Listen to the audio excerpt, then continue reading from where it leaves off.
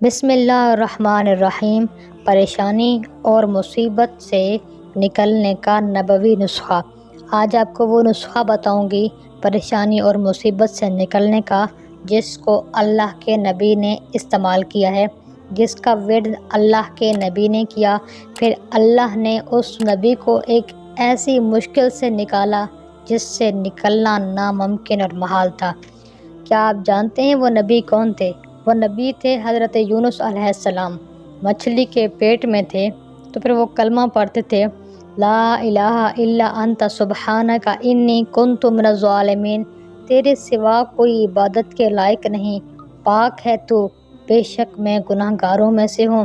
اللہ نے اسی کلمے کی برکت سے انہیں اس آزمائش سے نجات عطا فرمائی اور وہ مچھلی کے پیٹ سے صحیح سالم نکل آئے۔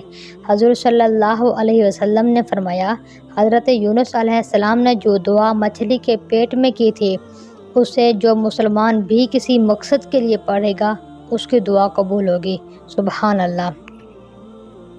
یہ ترمذی شریف کی حدیث ہے، اسی لیے بزرگوں سے یہ منقول چلا آ رہا ہے۔ اسی لیے وہ انفرادی یعنی الگ الگ یا اجتماعی مصیبت کے وقت یہ کلمہ 1.25 مرتبہ پڑھتے ہیں اور اس کی برکت سے اللہ مصیبت کو دور فرما دیتا ہے۔ اس دعا کے ورد کے ساتھ ساتھ گناہوں سے بچنے کا اور جو فرائض واجبات ہیں ان کو پورا کرنے کا اہتمام بھی ضرور کیجیے گا۔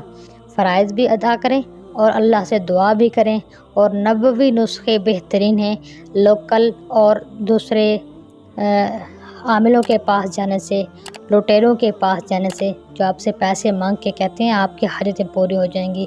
بہتر رہے گا نبوی نسخوں کی پیروی کیجیے۔ ہماری باتیں سننے کا شکریہ، ہمیں دعاؤں میں یاد رکھیے گا۔